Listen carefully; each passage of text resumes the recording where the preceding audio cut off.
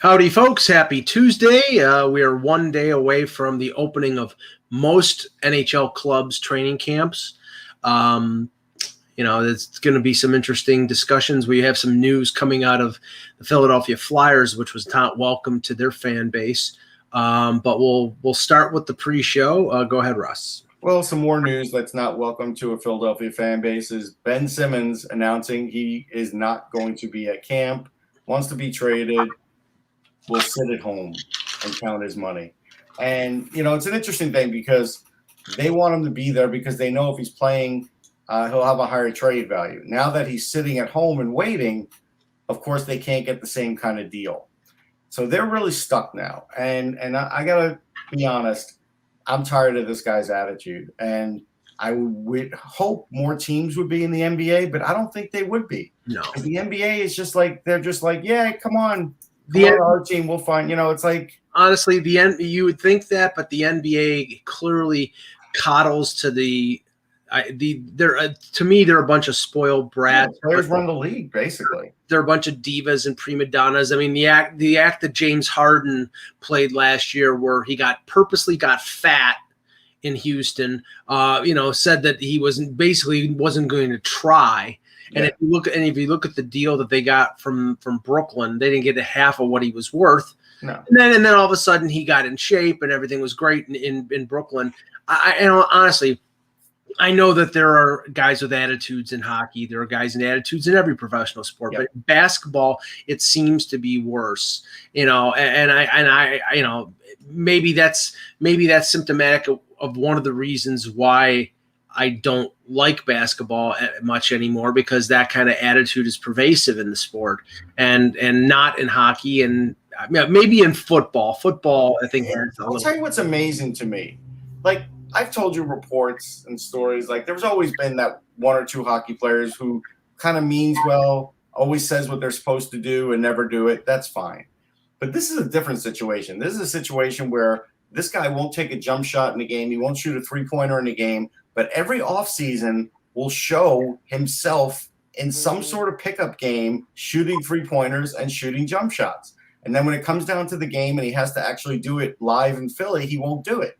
And the fact that this guy thinks that he's being wronged here and sitting at home as a result is just so completely wrong. Well, like, if I were the commissioner, I would almost call him, not do it publicly, but call him and say, what exactly is your beef here? Well, I think the beef here is that they've been trying to trade him all summer.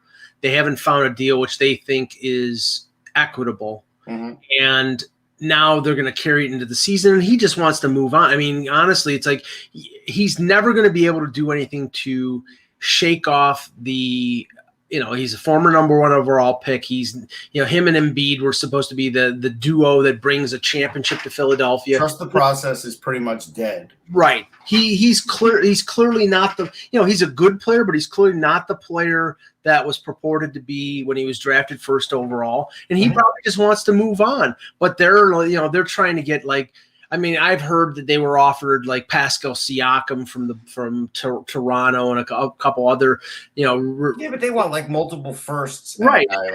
They're not going to get that for a clearly flawed player who can't even hit a 3-pointer.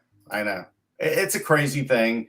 It's just one of these things that sort of makes you nauseous because of the amount of money he makes, and all the team has asked him to do was really just up his game a little bit. Everybody's protected him the whole time. They got a new coach, Doc Rivers. He protected him the whole season.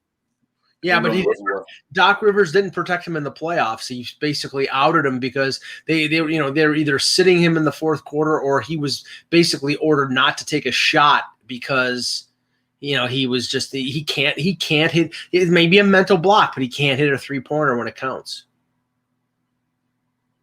Okay. All right, I didn't mute myself. Look at this. This is kind of cool. So I've been what the hell is I have friends at Roland.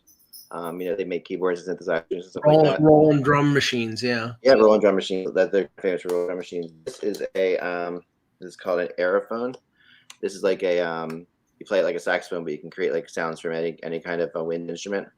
Okay. It's like a synthesizer / wind instrument. So they put a new one out, so I asked to test it, and they sent me one. Like, cool. I am psyched. I'm psyched to try this out. So it's a synthesizer slash what? So it's a wind instrument. So you blow into it, like Right. like you would like a saxophone or a clarinet or anything like that. Yep. It's fingered like a saxophone, which I play a saxophone. Okay. But it has like 1,000 sounds in it, so you can right get anything out of it, create all these cool sounds out of it, and it's really like. Now, is there a reed for that, or is it just a plastic reed? It's just plastic. It's a plastic reed. There is like a reed there. See, there is like an actual. I don't know if you can see the little reed there. But but not like Did you guys play? Not a wooden reed. It's like a plastic. Did you play any reeded instruments? I played. I played clarinet. I played alto. I played alto sax and. Okay, yeah. So this is you have your option on fingering on this. You can finger it. You can set up to finger it as a clarinet or finger it as a saxophone. I mean, I would do it as a clarinet, but it's probably been 50 years since, a little less. Yeah. And I played the clarinet. It's probably been like 40 years.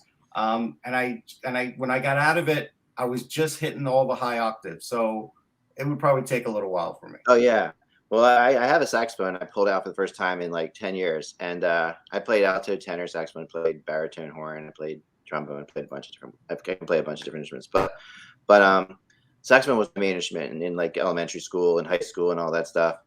Until I was a senior in high school, and nobody in the band played tuba. So I'm like, what the heck? I'll learn how to play tuba. So I learned how to play tuba. Saxophone. So I do remember the fingerings of saxophone, so I brought up my saxophone, and man, do I suck! I was like, but my wife was super impressed because she didn't even know. This is how crazy. I've been married for almost a year. She didn't even know I had a saxophone still. It was in my office, like in a box in the corner. Pulled it out, and she's upstairs one day reading, and I just start playing like the solo from Jungle Land on saxophone, which I know. And I go up there, and she's like, "Whoa, this is like," she's like, "This is hot, hockey, this is good." She likes being serenaded by saxophone. So but I sucked, man, I sucked. So it's like, it got me into the idea of playing a wind. So Clarence Clemens was rolling over in his grave when you did it. Oh, for sure. But it got me in the mood to try wind instrument again, and I found out that this has it says bagpipes on it, which I think is one of my dreams is to play bagpipes. No, I'm gonna That's just my nightmare. It's a nightmare. I mean, I get it if it's a funeral. There's no other reason to ever play bagpipes other than that. You're not Irish. No, I'm not. It's in your soul. I have it's amazing. I have eardrums. Yeah, I get that. But bagpipes are in your soul, man. They're there. Anyway, that's pretty good. Yeah, they're in my soul from a guy who probably played 10 years ago. They're still there. In the sole of my feet as I'm stomping on the damn bagpipes. So they're great. Have you ever been a place where a bagpipe could just give you chills, like a really good, well played bagpipe? Yeah, watching the movie Braveheart and listening to the sound. But that's not a typical bagpipe. It's right. It's a different type of bagpipe. It's a more melodic. True. That's true. But no, there's definitely there's pluses and minuses. So I tried to learn how to play bagpipe, and the cantor, there's bagpipes are very hard to play, really hard to play. And I don't. And to get one that you can really play, I bought a cheap one just to try to play it, and a cheap used one, and you can't do that with bagpipes. It's there's such a difference. You can't get a good sound out of a bad bagpipe. Honestly, I would not buy a used bagpipes like that. Right. It's hard enough to get a good sound out of a good bagpipe. At least as an example, I don't believe my clarinet was new. I think it was used, but you change the reeds, right? So at least everything else you can clean. You can take it apart and clean it. Can you take apart the bagpipes and clean it? Not the one I had. Yeah, no. I mean, it wasn't the greatest. I mean, I like the concept of the drones and stuff like that, which is how bagpipes work, which is really cool. Because you're pushing the air through with your you have an air bag under here, and you're pushing it through, and you're creating these single notes that are playing, and then you're playing a melody on top of it. That's really cool. Yeah, that you'd be the first person to get Legionnaire's disease from a bagpipe. I'll play the recorder or the flutophone. Thanks. Yeah, there you go. So I can play the flute on this. I'll play I'll have to play maybe by the end of the week I'll figure out the Supper's Ready solo and come out. There you go. All right, there we go. Anyway, moving on. So let's get into. We got an important discussion today. Oh, we do. Yeah, we'll save that to the second half because then I will have digested my lunch. Is my video still bad right now? It's stopping and your audio is cutting in and out. Hold I on. thought it was me. I Oh, changed the audio. I've got the wrong microphone on. Shoot. 1 second. Hold on there. I mean, Audio yeah. now. Better audio. That audio is better, right? That's better. Okay. Yeah. The video is still funky. Yeah, it's just shuttering. It's just stopping and starting. So. Should we restart or should I do what I do? No, this is just. No, you're fine. You're fine. All right. Well, if it's too bad, let me know. I don't want it to keep. Yeah, I will. I'll let you know. I want it to suck. I will. Actually, let me do one thing. Sorry.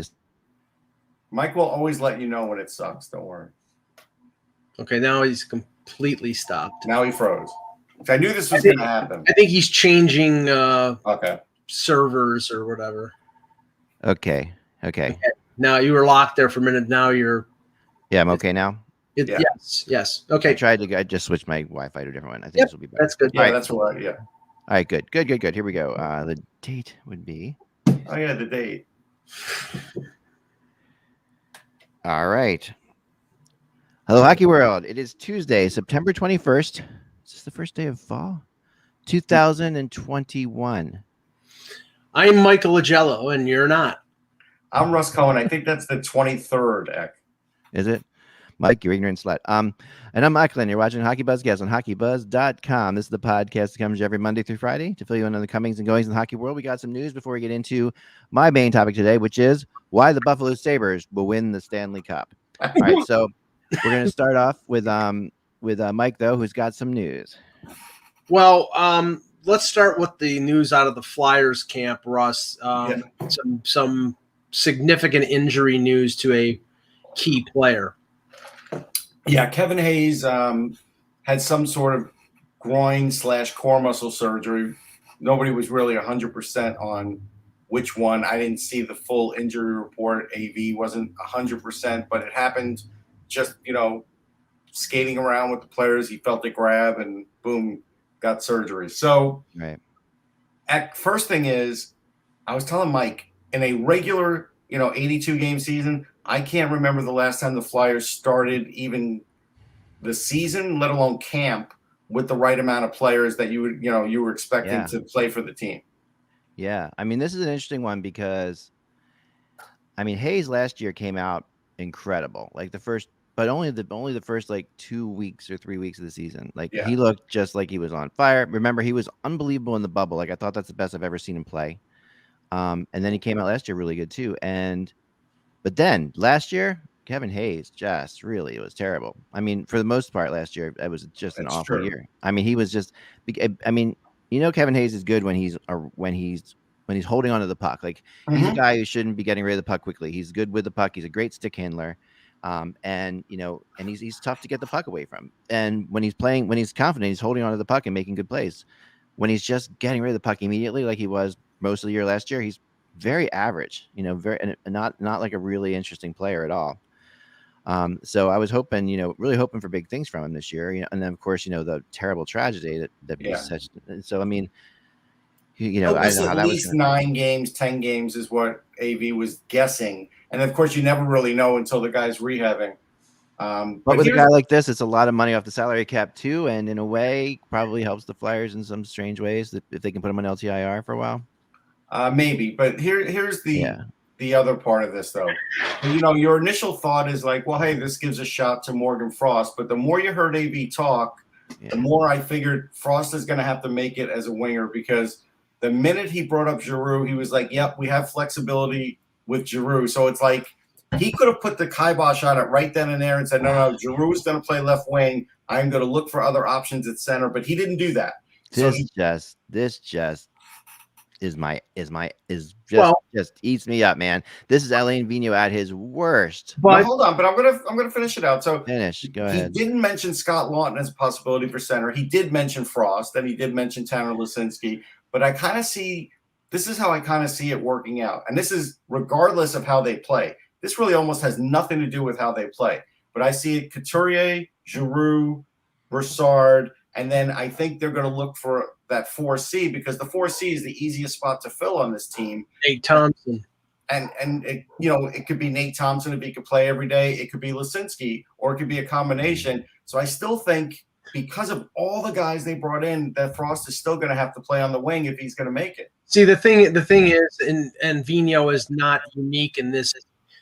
they want somebody with experience up the middle, even if Giroux is past it in terms of playing center. And here's the level of stubbornness, just to show you the level of stubbornness with AV. Yeah, he said at least the first couple practices he's going to go with these couple lines that he has in mind, and then the first few preseason games definitely are all going to be the same lineup. And then if he needs to change it, he'll know. But he's willing to change things in training camp if he has to, and then preseason, whatever they decide in training camp, he's going to do for 2 or 3 games. Yeah. So someone's going to actually have to fail for one of these kids to make it. That's really the way I see it.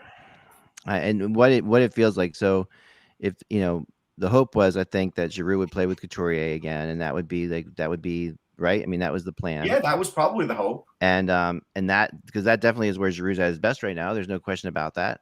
He's better on the wing for points. Yeah, he's better on the wing for points, and I think at this point in his career, he's better for Couturier. I think they both get better as a result of playing together. They had incredible chemistry when they do play together. But what Vigneault does to an absolute detriment, and this is, if he was a Shakespearean character, this would be his fatal flaw, is that he absolutely, when one player goes out of the lineup, mixes up all of his lines because of it. And this is the thing that I just cannot stand. Like, there is no reason to screw with your other lines if one guy goes out of the lineup. Well, there was one more update too. So we knew the update. Like, I was at the game, the rookie game where, Wade Allison got hurt, right? And afterwards they said it's a high ankle sprain.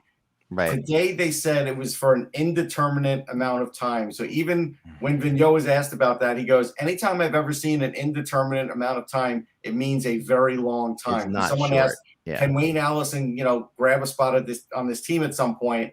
And he answered with that. And so I don't think we're seeing Wade Allison at the NHL level. But to your point before, Eck, yes, you do mix everything around, put everything in a mix master. If you believe that there is nobody to replace that player in the particular spot that has been vacated by injury. If you have no other, I mean, if Alain Vigneault doesn't think Morgan Frost is capable of playing second line center, then he's got to move Giroux, then he's got to move somebody else into Giroux's spot, then he's got to move somebody else in the third line spot. You have to shake things up. I mean, well, this is the problem, right, Mike? You're right. You're 100% right. And this is the problem with the pickups that he had. Yes, he created depth at the center position, but bottom 6 depth. You can't put Broussard at number 2, and you can't put Nate Thompson as a number 2. No. And so that is, other than Couturier, that's the second worst injury you could have on this team, because there is nobody who could play a second line center. You're not going to put Morgan Frost as a second line center in his rookie season. It's not going to happen. Yeah, it's not fair. Yeah. That's why it's going to be Giroux, because there really is nobody else on the roster that can do it. I feel like Frost is their eventual replacement for Giroux. I think that's how they see it. Yeah, but not right now. Not right now. Yeah. And they do see him as a center replacement for Giroux. They do. And and there's a lot of validity to that. I think, I'm not saying Frost is at Giroux's level, but he's got potential, and he definitely plays a lot like Giroux. So I think it's an interesting fit. But well, I can give you a comparison, Nick. I saw Giroux. I covered him when he was a Phantom before he made his way up with the Flyers. I think he still is always going to have a little better vision than Frost. I think that the skating's comparable. Frost is definitely stronger than Giroux was at this age. There's not even a question about that. That's for sure, yeah. And so, Giroux is still a little bit of a higher caliber player than Morgan Frost, even when Frost reaches his height. But it's not by a ton. Yeah. It's just that I feel like Giroux had more, just was born with just a little better talent than what Frost has. But Frost is going to maximize a lot of his talent. Yeah, and Giroux definitely has a clutch side to him that is definitely there. You can't teach that. You can't teach that. And I think Frost is a better skater than Giroux so far. What I've seen, better skater than what Giroux was. He could be.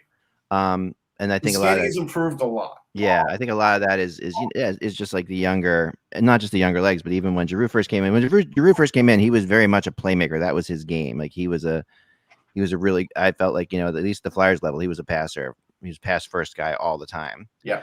And Frost has a little bit of that in him too. Yeah, but Frost, like in the chat room, can play on the wing with Giroux. They did that when Frost was up, and then he got hurt. I like that. I like that combination a lot. And when I watched them play together when we were in the bubble there, I was just like, wow, this is something. This is like that. It was great for a couple games. It really was something. And you're watching it like this has spectacular written all over it. And also, what better player if you're going to replace, Giroux with Frost? What better player to learn from? So just like to me, playing with him would be incredible. That I don't know. It's gonna and I think Allison is actually a pretty big injury for them because he really was one of their better players towards the end of last year. It is a big injury because he was going to be that guy that you probably could plug and play as a bottom line winger. Again, I'm mentioning because the chat room is maybe a little behind. AV did not mention Lawton as a potential center, and so I think that is done as far as AV goes. So I think he is a winger no matter what now. So it's weird. And they don't have Raffle, so Lawton sort of is like Raffle now. Yeah, but don't you like Lawton better at center? I do. I mean, I think that I don't know. I mean, at this point, it's tough to say either way. I mean, does that mean that, oh my gosh, that we're going to see the other guy that they brought back at center? Is that what's happening? You're talking about Connor Bunneman? No, the guy that Nate Thompson. Oh, yeah, Nate Thompson, yeah. Yeah. You might see Nate Thompson opening night as your 4 seed. Shouldn't be this frustrated before they've even touched the ice, Anyway, that's a frustrating that there's it'll be interesting to see how that plays out. Well, in some other news, yes.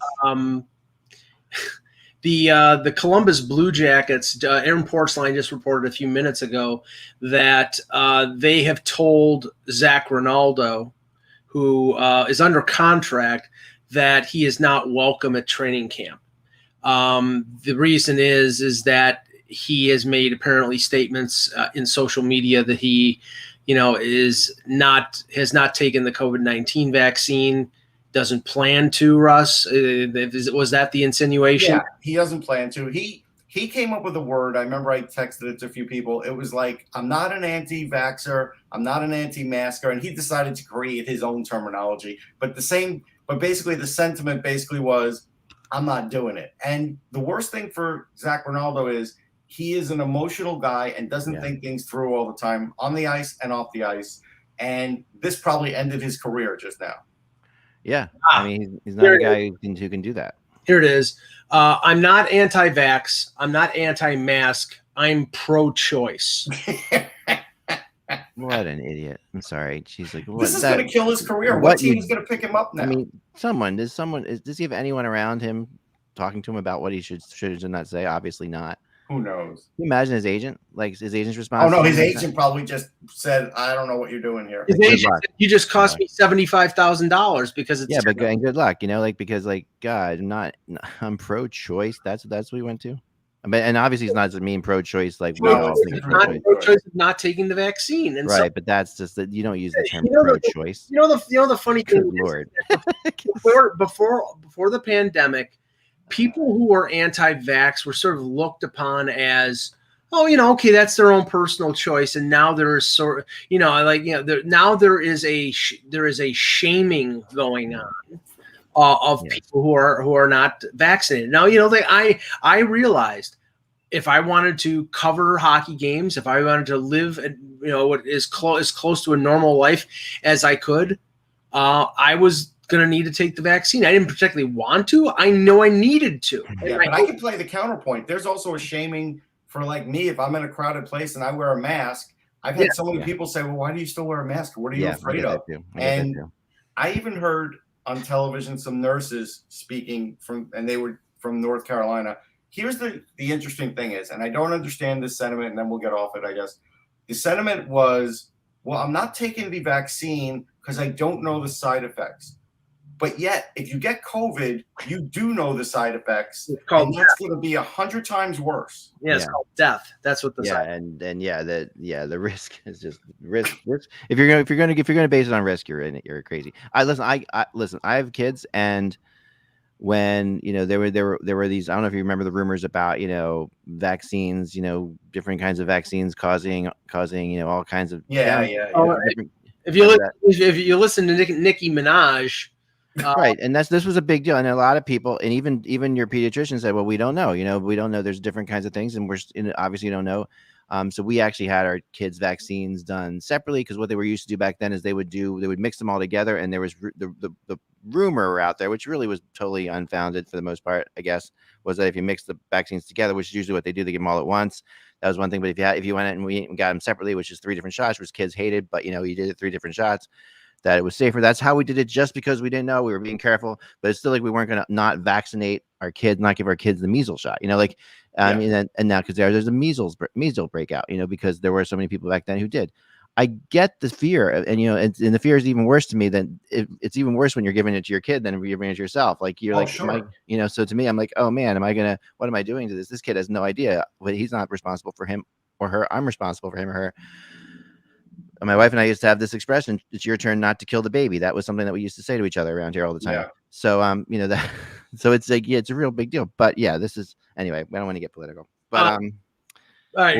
I just think that's a shame. That's a funny thing too, Ek. You just said talking about a vaccine shouldn't be political. There's 2 things that should not be political: vaccines and climate. Right. Climate is not a political issue at all. It's like, it's like people not understanding climate change are like people who say, well, I refuse to fix my car if it breaks down. You never hear that. No one says that. Like, I'm not going to fix my car. You can fix your freaking car. You fix the planet if you can. It's like, you just do that. That's the reality. Anyway, enough off of my soapbox. Okay. In other news, please, quickly. The proposed arena in Tempe, Arizona, it was revealed by ESPN on Monday, would cost the entire project would cost $1.7 billion, and mostly would be funded by private investors. Russ, here's the big red rubber stamp.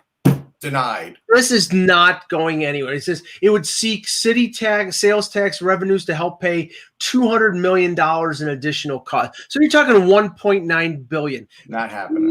The bleep on. How have arenas gone from 200 million to which was crazy, to 500 million to suddenly 2 billion? They did this exponential growth.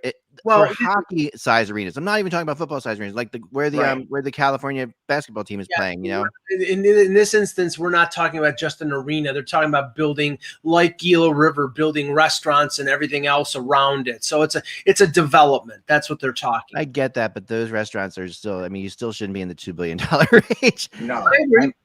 No matter how you slice it, there's a lot of hands being handed out there to get to that. There seems like a lot of politics of middlemen and all sorts of things, because look at what's happening with the Clippers, is it?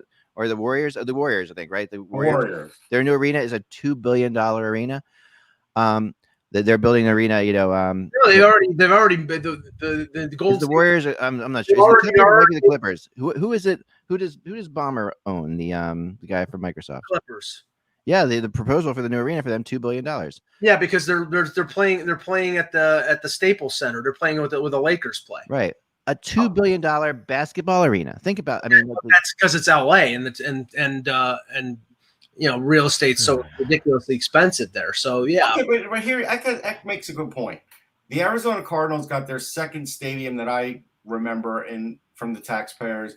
And the second one cost $455 million, has a retractable roof, and it's on 28 acres that's owned by the Sports Authority. But it's $455 million. And that was crazy, but it's that's $455 million. When was that? What year was that? I gotta look up the year. You're talking, but like you say, retractable roof. You could build a hockey arena that seats 50,000 if you have a retractable roof. It was renovated in 2017, so I guess. It was originally so they just renovated it from 2006. All right, but let's even double that. Let's even double that to $1 billion. I'll get a different place. We're talking about. Okay, even if it's arena. We always it's being paid by taxpayers, so they rarely come out with a taxpayer thing and say it'll be $1 billion. That's not a tax. You should never use billions when you talk about what it's going to be paid by the city. So the Raiders' last stadium was $1.9 billion in Vegas, and that's a football stadium. That's a football stadium that is which is incredible. Because I do agree with you. The numbers insane. They play what, they're going to play 10 games a year there. But obviously there's so many other things you can do there. And here is the key to the story here. The Coyotes put in the only proposal for the land that they're going to build on The city of Tempe said the evaluation process will take several months and will include an extensive examinations, blah, blah, blah, blah, and community feedback. Okay, they're buying time. Yeah. All this is we're gonna build a stadium. We're gonna build an arena in Tempe. Yeah. And then when it gets turned down by Tempe, then it's like, okay, all they're doing is buying time. I'm telling you right now, they should move this friggin' franchise to Houston or to Quebec City. It's needed to be moved for 5 years. They keep dorking around. It's such a joke. It is. It's crazy. I agree with you. All right. Speaking of which, Jack. Yes. No.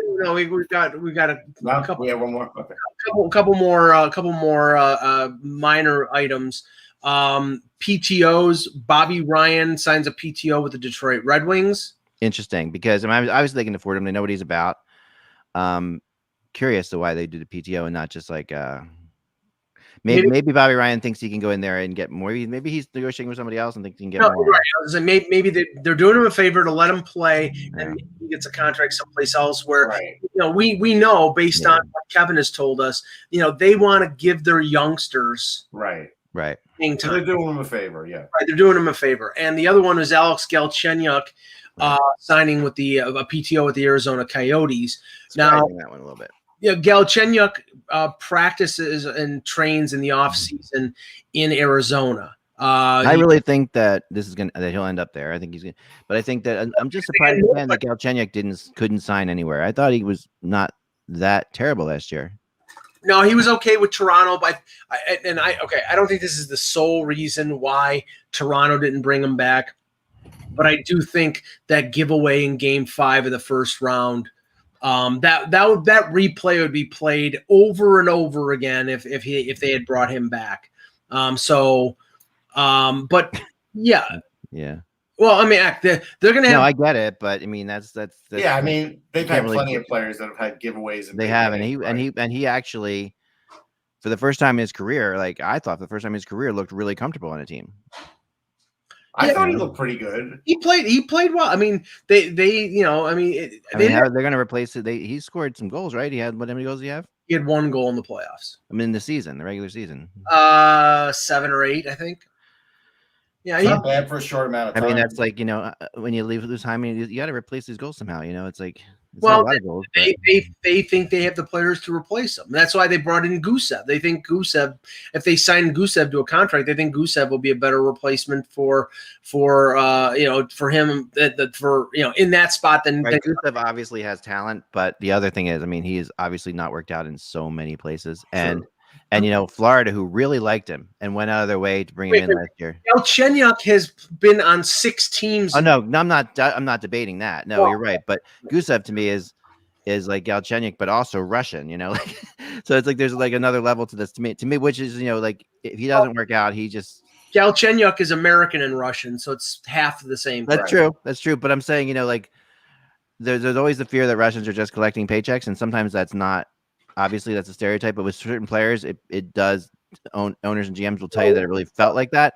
Gusev is one of those guys that collects paychecks. Let's just say this: Gusev will not be collecting anything more than a league minimum deal, or he won't be signed to a contract. Yeah, well, I don't think. Yeah, I mean, he's got talent, and the problem is he could end up being really good in the preseason and look like gangbusters. And it's a no risk act if they sign him to a league minimum deal and it doesn't work out, and then what they end up doing is what ended up happening with New Jersey last year, and that's terminating his contract. I mean, here's an interesting thing. He did 12 points in 26 games for the Leafs. Mm-hmm. Very high percentage of shots that went on goal, like 62.5%. Yeah. Yep. He just looked good. I mean, it's just the eyesight, like the eye test when you were watching the Leafs. You're like, "Who's that?" Oh, wait, that's Galchenyuk. He looks good. I didn't have any problem with the way he played. Obviously he was brought in because of injuries, And he quitted himself well. Like I said, after Foligno got hurt, and after Tavares, and they had to move things around, they were playing him in a top 6 role. They were forced to put him in a top 6 role, and he ended up making a catastrophic error that cost him a game in the playoffs. I'm not saying that's the sole reason why, but again, all we're going to hear this year is Marner didn't score in 18 playoff games in a row. Austin Matthews didn't show up in Game 6 and Game 7. They're going to show those highlights all the time. They show those highlights all the time, and all they need was one more highlight of Galchenyuk giving away the puck in Game 5. I mean, compared to what everybody else did in that playoff series, I think Galchenyuk's, era was not what one more thing, is all I'm saying. I understand. Alexander Nenartovich. Just hashtag it and call it Leaf Facts. If I'm not saying your name right, Alex, but Alex in the chat room says Galchenyuk is a Belarusian descent, not Russian. So that's interesting. Okay.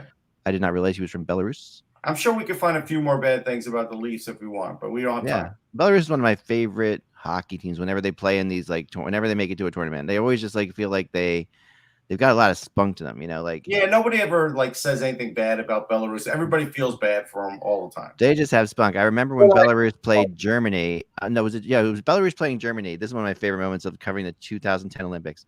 Those two, they're playing each other, right? And I'm at the game, and I'm sitting next to Pierre LeBrun. Pierre LeBrun on one side, Kevin Allen on the other side, watching hockey all day. You really can't beat it. I'm sitting there and I'm enjoying myself.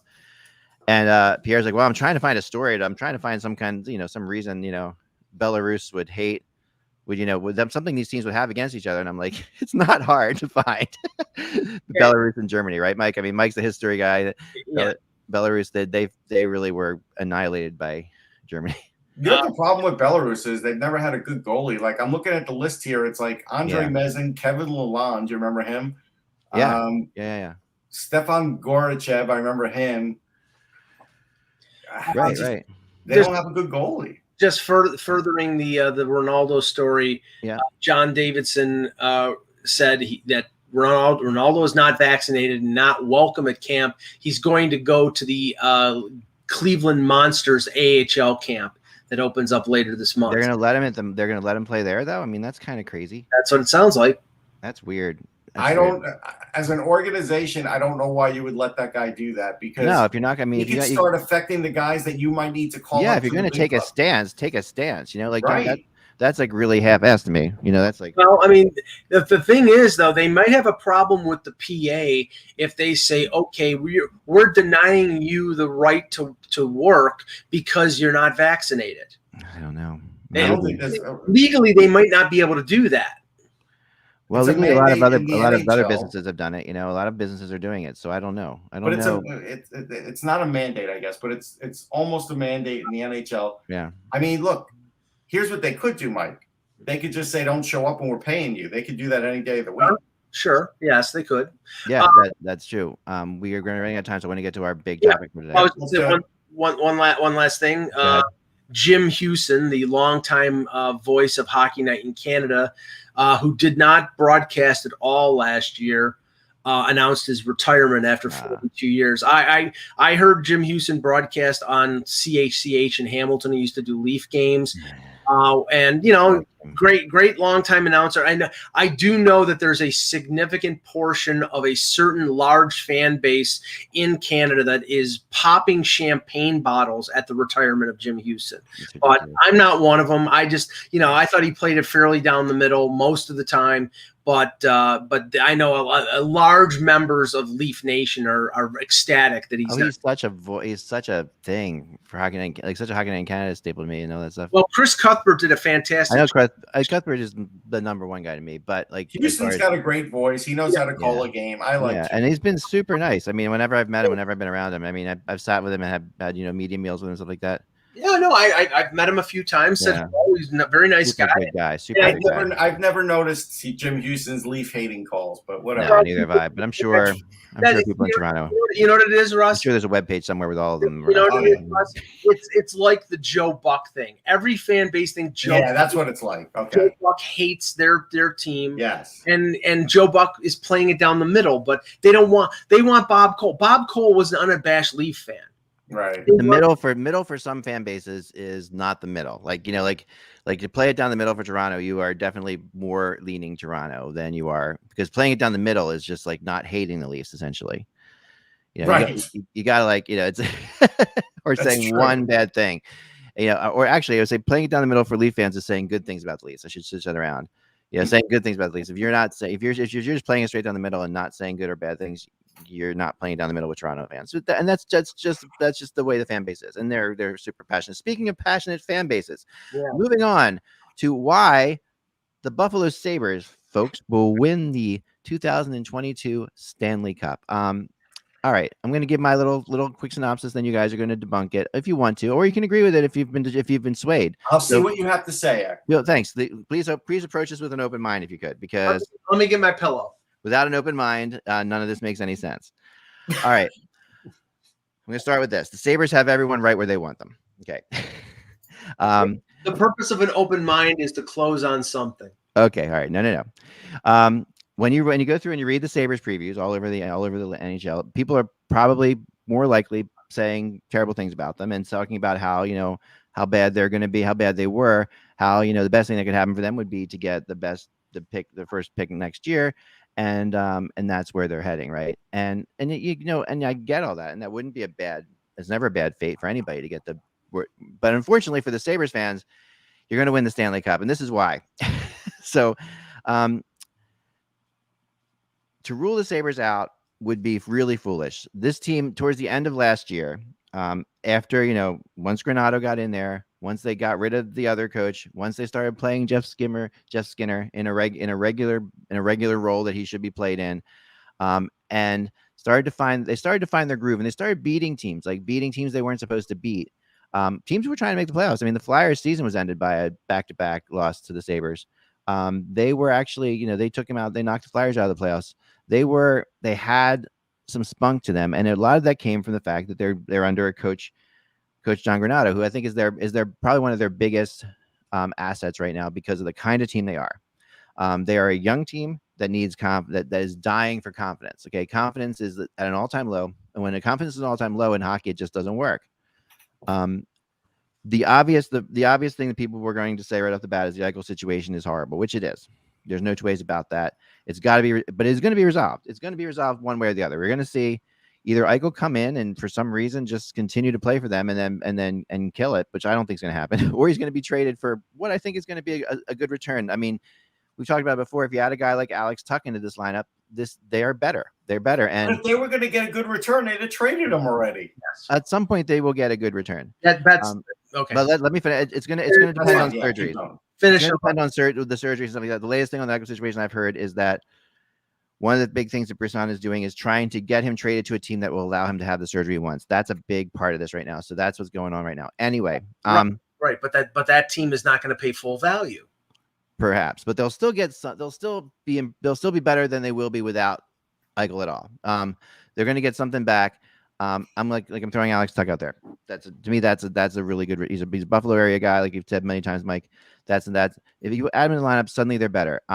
Let's start on defense for a second. Rasmus Dahlin, young superstar, no questions about it in my mind. In the Hedman mold. Well, they have to sign him, Mick. I don't know if you can count him. They have to sign him, and he's got them where he wants them. He's going to sign there. They're not going to let him go anywhere. They're not going to let him. No one's going to offer sheet him. He's going to be. There are a few better players you can build a defense around than Rasmus Dahlin. I mean, that's a great starting point. And with all that Granato has, with his ability to get the most out of players, I think the addition of Robert Hagg, along with Will Butcher, who they pick up, those two guys are. First of all, they're better hitters than anybody that the Sabres had on defense last year. Both of them can smack people around. Hagg's going to be among, if he plays a regular shift, which I think he's going to have a lot of time in Buffalo. He'll be among the league leaders in hits. He hits people. He hits people all over the place. I've talked to Coach about him already, Granato about him already, and he just loves him. He loves this pickup. All right, Will Butcher, again, another sneaky good ad. We all thought really highly of Will Butcher. He sort of phased out, but give him another chance, give him another shot here. Jeff Skinner is going to be a factor again. I really do believe that. And if he's a factor, he's a 30-goal guy, and that's good. Try to stay awake, Mike. the Sabres also have a little bit of a ace up their sleeve in Victor Olofsson, who people have really not paid enough attention to. Olofsson is a stud, and he will lead the team this year. It sounds like Olofsson will have 65 to 70 points and lead the Sabres in scoring. Which granted is not a lot of points, but the key to this Sabres team is going to be keeping the score down, which is where we get to two other guys that I think really have a big shot and are the perfect guys to bring for Don Granato to finally see their potential. And that is Casey Middlestat and Henrique Jokiharju. I can never spell his name right. Sorry. Jokiharju. Both of which I think are going to thrive under Don Granato's system. And if Casey Middlestat thrives, he's a factor. And he should have been a factor before this. That you're suddenly looking at an offense that is not that much different than the expansion Vegas Golden Knights offense. An offense that has the ability to like move the puck very quickly, to play very fast. The Sabres play fast. They played fast last year, even when they were losing. I remember watching them in Philly in the early part of the season, and they were just fast. They're a fast playing team. That is a good thing. That is along the lines of Montreal. You're not as fast as Montreal yet, but they have, if Middlestat and Jokiharju can get it together, they're suddenly very different. And finally, we end up in goal, which obviously is a tough spot to be in. They lose Allmark, inexplicably. Just a really bad move. They should have found a way to keep him. They thought they had kept him.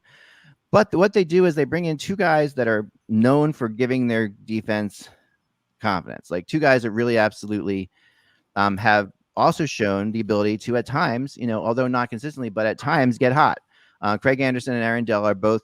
Anderson has had a great playoff run to his name in Ottawa. I can see that happening here. They get to the playoffs and Anderson just takes over. I could see him take over and really fly with his team. But so in conclusion, the Sabres will be able to sneak up on teams, which is always, which they kind of did at the end of last season. Misfits with speed who are well coached and out for revenge are the kind of team that can make prognosticators look really bad, and procrastinators look really good. So if you believe in hockey miracles, I'll end it here. I can think of no better hockey market than Buffalo to witness what may be one of the most miraculous cups in recent memory. Yeah. The Buffalo Sabres 2022 Stanley Cup champions. Mike, you may start today. Okay, the only chance that the Buffalo Sabres have to win a Stanley Cup is if they take all 31 teams, put them on an island, and drop a nuclear bomb on it. That's the only way. This team is arguably, I'd say, probably in the bottom three of teams in the league. They have the second worst goaltending tandem next to the Arizona Coyotes with former Sabre Carter Hutton and Joseph Coronar. What they're doing is they're going to have Aaron Dell and Craig Anderson soak up the abuse and losses for the first probably 2 to 3 months of the season and allow Ukko-Pekka Luukkonen to play in Rochester and mature a little bit, get some playing time. And then I think he's going to be the guy who plays in the second half when any expectation of them having a chance of doing anything is out the window. I love Dahlin. I think he's a talent, but Russ is right in pointing out that, they haven't got him signed yet. And I think it's important for them to get him signed as long as possible. If they sign him to a 3-year bridge deal, then he's walking himself to free agency. And honestly, the way the organization has been over the last few years, I don't blame a player for not committing to this franchise because they don't know where this franchise is going. They're sort of directionless. They have talent. Jokiharju is a good young player that they got from Chicago. Matthias Samuelsson is an NHL defenseman. They got some other youngsters. They bring in Butcher, but Butcher was pretty much a salary dump from New Jersey.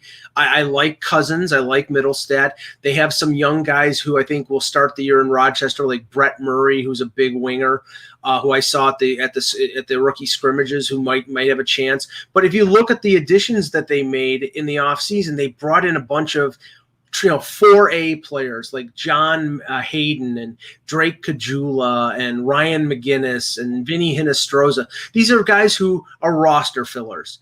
And until you really solve the Eichel situation, this team is going nowhere. And I talked to a couple people at the scrimmages on the weekend and said, what do you think in terms of what the Sabres will get back for Eichel, and they said there's no way they even get half of what they're asking for, because no team in this league is trading for an injured player, especially an injured player that's making $50 million over the next 5 years and is going to be out for 3 months. That's where this organization is. They will not even sniff the playoffs. They will be in 8th place, no doubt, in the Atlantic.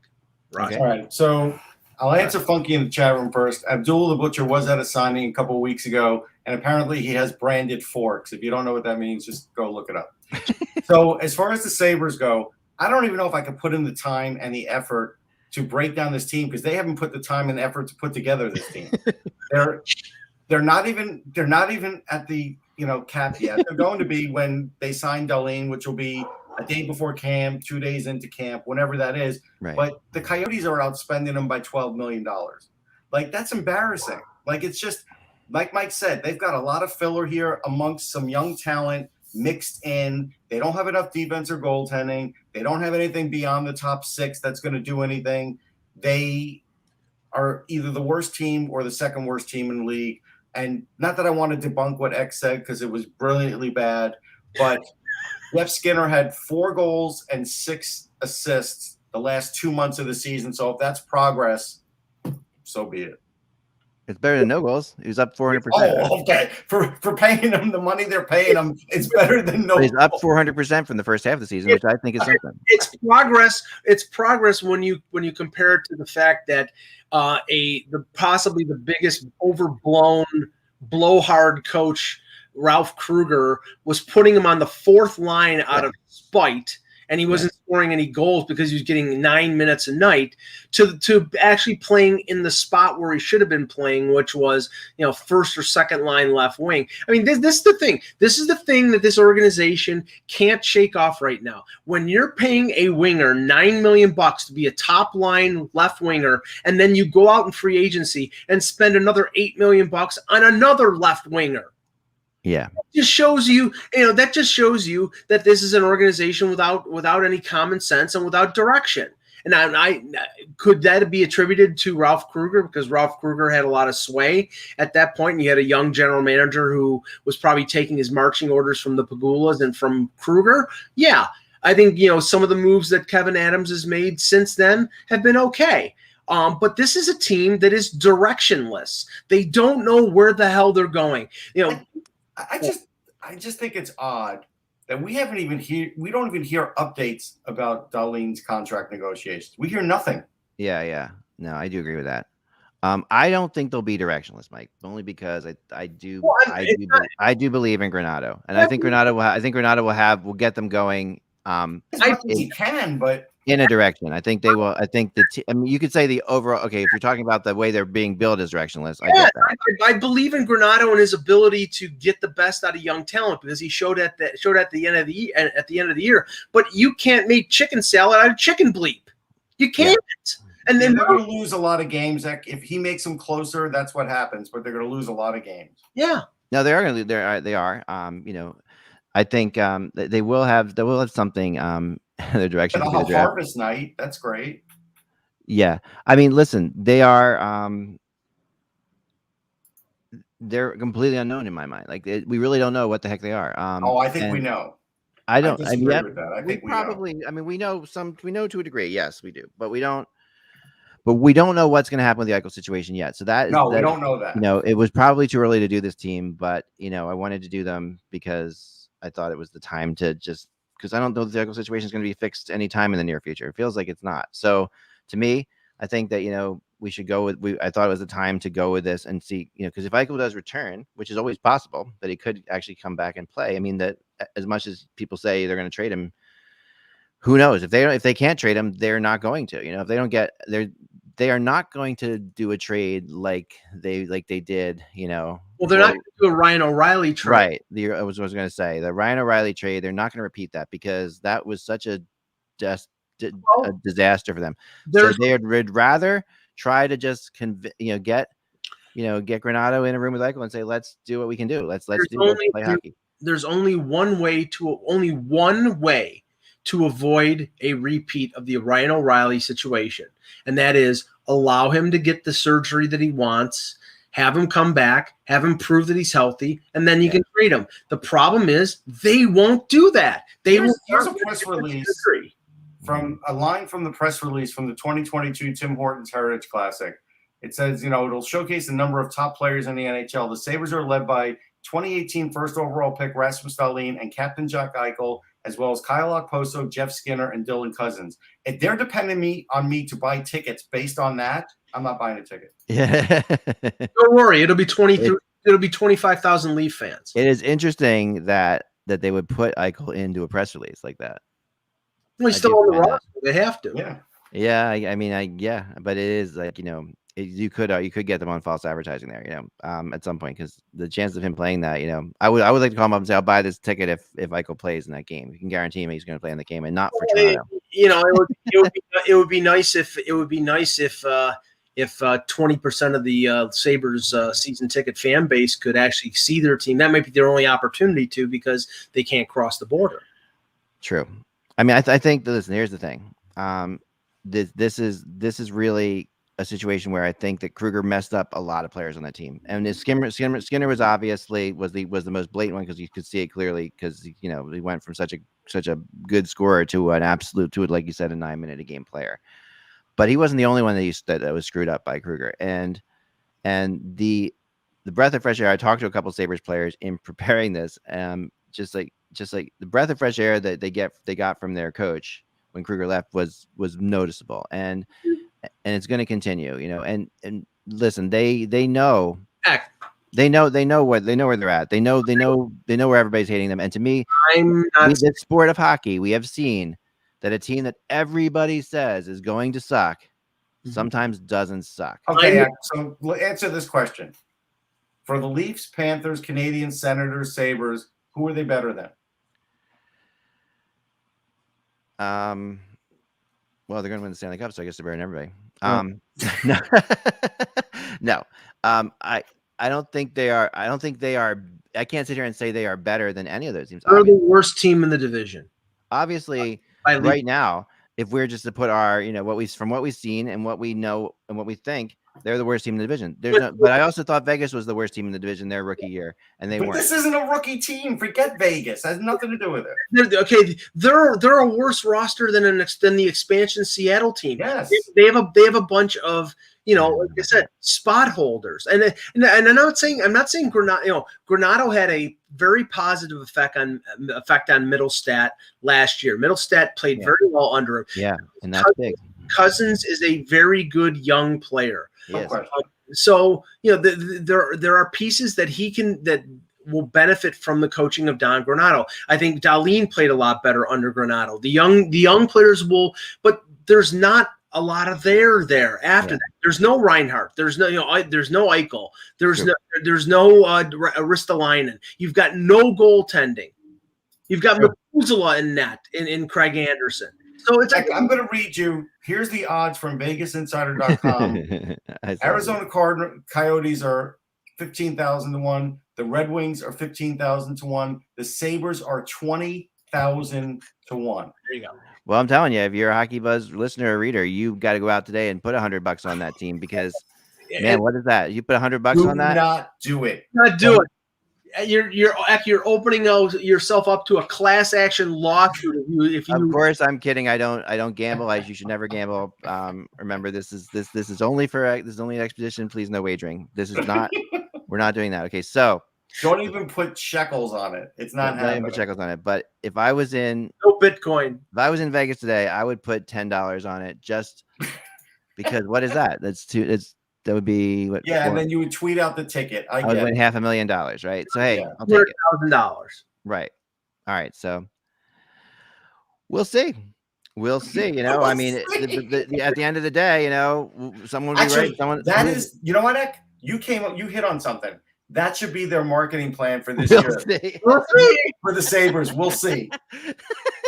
That's brilliant. I do love that. That should be the billboard right above the stadium. In purple and gold. We're selling quarter season ticket packages. Purple and gold. Buffalo Sabres 2021, 2022 underneath. We'll see. Thanks, Stella. Stella agrees.